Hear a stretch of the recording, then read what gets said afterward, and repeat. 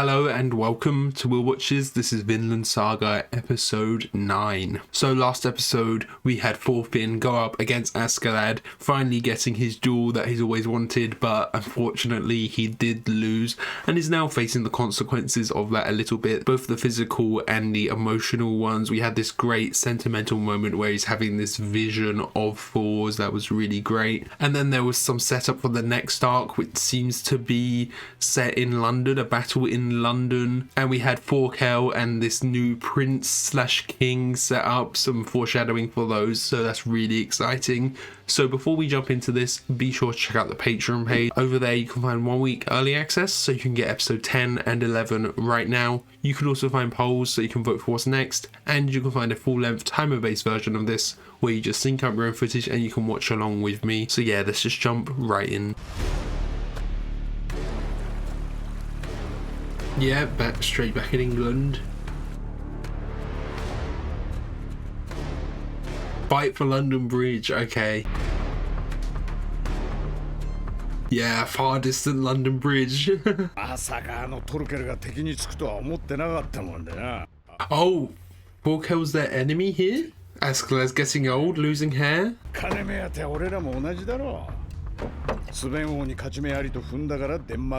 So they all know of Thorkel as well then. It seems like they were almost old friends.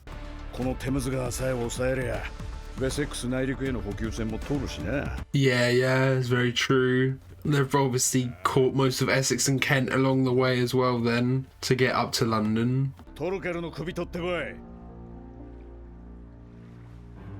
Has he heard of Thorkel before? Like, heard stories from his dad, you know?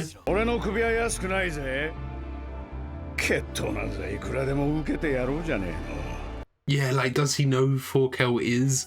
Will he get to Thorkel and then be like, Thorkel will be like, hey, you're Thor's son, my best friend from all those years ago, you know?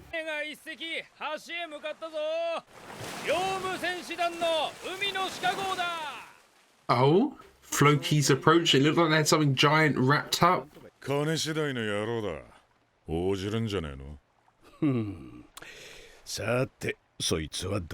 Well, it depends how much money England has offered him.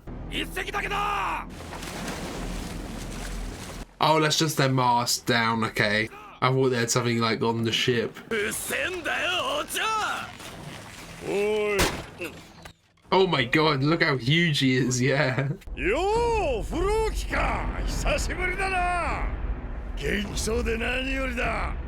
it'd be a shame to kill you. Yeah, it's weird how friendly they all are, even though they're enemies technically.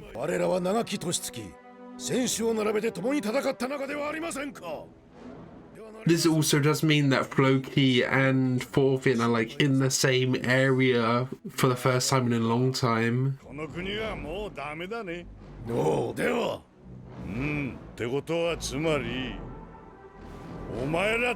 Yeah, he likes the challenge.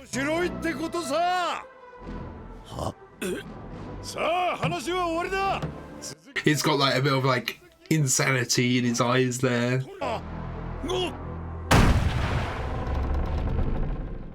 Oh, yeah, is he actually following the money, or is he following, you know, the adventure? Oh, shields on their back, that's smart, yeah, to protect them while they're rowing. Yeah, what do you do once you even reach it, though? Oh, try and cut it down, okay.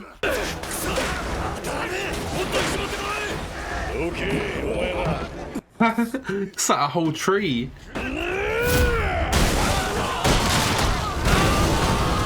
Yeah, you can single-handedly take down a whole boat. Look at that.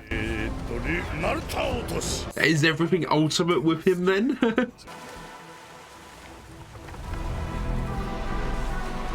This music again. Yeah, here's Thorfinn.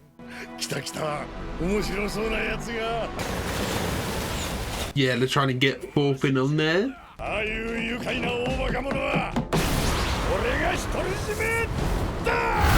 Oh, look at that. That was great. All of this is great. This perspective work.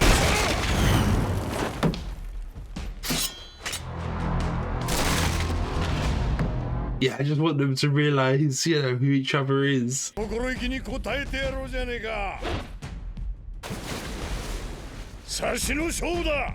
we recognize Thor's dagger, perhaps?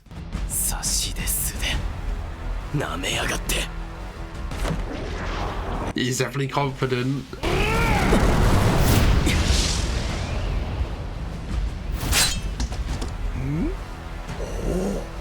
Oh yeah, got a cutting on him. Yeah, I guess it's smart. Go for his wrists if he's so focused on the hand to hand.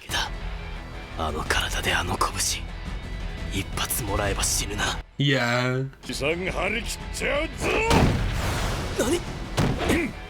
He's so quick as well. He's not just like big and powerful and slow. Maybe go for his ankles or the back of his knees or something.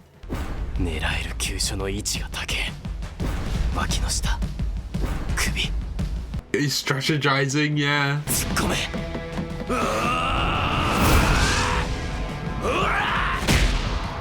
Oh, nice.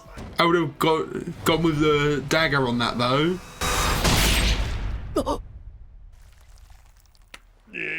Oh, right in his hand. Okay. That was actually good though, bringing him down so then you could go for his higher weak spots.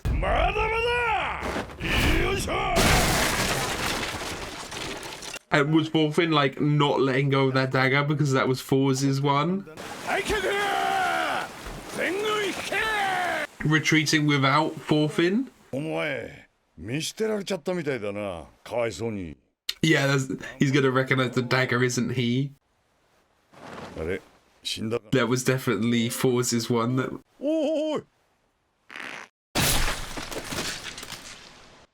Oh!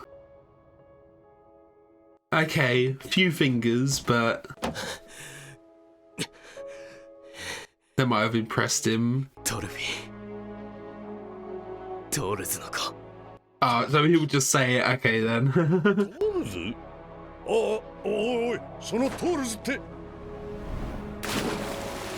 Ah, they didn't get that moment to reconnect, I guess. Let's do it again someday, yeah. Didn't he leave his dagger here though? Or at least one of them? Yeah, see how like unfazed he was from losing the fingers as well, really.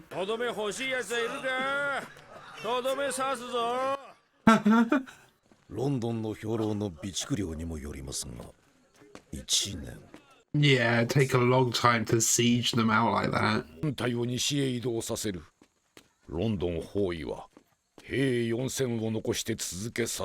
Okay, so only some of them are attacking London now, the rest are going west. Oh. Okay, yeah, leave it to him.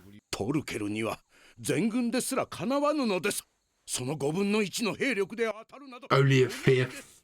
Yeah,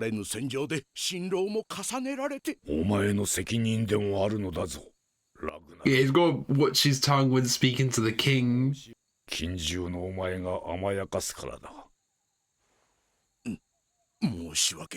Maybe he could be a bit more tactical though.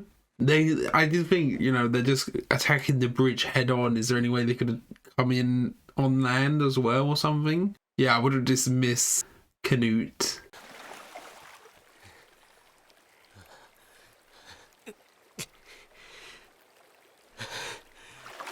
I love these reflections. This is gorgeous. Yeah, look at that.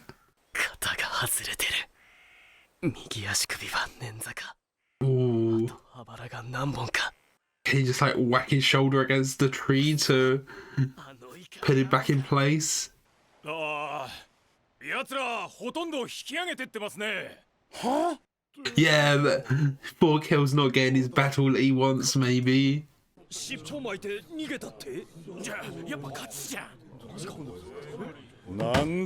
But that means they're taking it easy a bit if they're celebrating.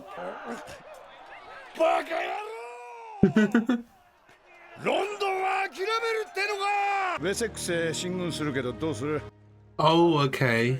So Askeladd is actually part of the people going into Wessex.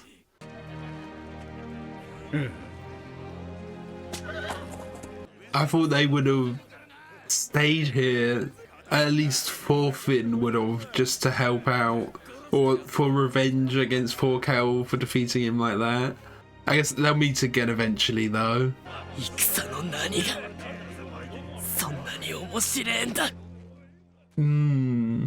Just seeing the horrors of war there a bit. Okay, so that was episode 9 of Vinland Saga. I did say last episode, is there actually a London Bridge around at this time? This obviously isn't the London Bridge we all know. And I'm not getting London Bridge and Tower Bridge confused. I know Tower Bridge definitely wasn't built here, but there's been like multiple London Bridges through the years. One of them has ended up being bought by someone in America and it's actually got like shipped over there. This is like one of the earliest versions of London Bridge, but there's also the London Bridge that had like the buildings on it and it was almost like a street over the water, but that isn't this one either. This is just a very rudimentary London Bridge that acts more like a fort and a barricade really than anything else.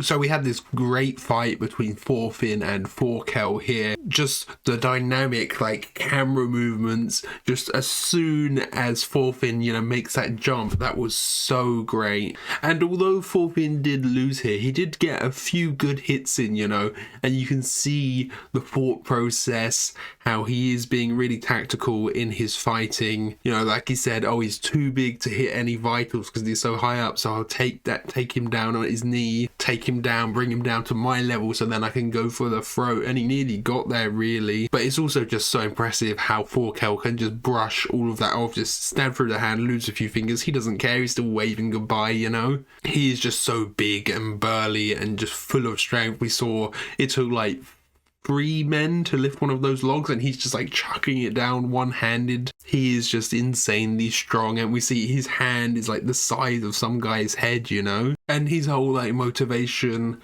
you know, they said it was for the money. Askeladd said, oh, he always followed the money, but it does seem like it was really just for the fun of it, for the thrill of the fight. I do actually wonder what he thought of Thors when Thors like finally retired. You know, at that point, did he think Thors was dead? Because Thors abandoned the mission, you know, he just swam off. I would have assumed Thorkel would have thought Thors was dead perhaps. He was assumed dead by everyone else. It was only really Floki who knew. Or was it like this kind of well-known secret that he had actually survived and deserted everyone? Because at that point Thors wouldn't have had Thorfinn, he would have only had Ylva, so Thorkel would have known that Thorfinn had a kid. Like, would he put it together now and be like, wait a minute, Thors had a daughter, not a son. Why has he got a son now, you know? I really thought what was going to happen, though, was he'll have the dagger, like, stuck in his hand and he'll recognise it. Be like, wait a sec, this is Thors's. But it was just Thorfinn giving his speech saying, I'm Thorfinn, son of Thors. But it was still really cool, and you can see that excitement in Thorkel's face when he realises, you know. And then they didn't really get a chance to talk much after that. I do wonder what would have happened if Thorfinn got to know that Thorkel and his dad were friends, you know? But yeah, I am wondering if Thors maybe would have lost some of the respect of Thorkel knowing that he abandoned like that and went. But, you know, maybe he would just. But maybe, you know, he could just respect him for going and living like a happy, simple life, starting a family. I don't know. So now the army has been like split off, as we saw at the end there. Thorkel was very disappointed. Only 4,000 still remain here, and now everyone's going off to Wessex. I was surprised that Askeladd was really, because I would assume that this plot point here would have continued with Thorfinn, but maybe Thorfinn, you know, we see he was having this flashback to the fight. I was thinking maybe he's gonna like abandon Askeladd for a little bit and go join the battle for London Bridge, like carry on there, because he could still, you know, take Thorkel's head and then bring it to Askeladd later. I was just surprised that that's where the story's going, and there's, you know, maybe, you know, things are pretty fast paced timeline wise here. last episode we were in winter of the last year and we're approaching the winter of the current year. So it could be they go to Wessex for like one episode, then they're back here again later. I do wonder what's in Wessex for them. I guess like Portsmouth is a big port city. The Isle of Wight, like what's over there that is so important for like 16,000 men to go over there, only leaving 4,000 here for London. But I guess like if you take Wessex, then you could probably take London from the other side. I'm surprised they're coming at London from the east, especially when we saw on the map they kind of come down and around, like when like around Bristol, round to Brighton, then up. Why not just attack London from the west, or attack it from all sides at once, you know? Surely there's more ways into London than just through London Bridge at the east. But of course, this is London 1,000 years ago. It's probably a much smaller London.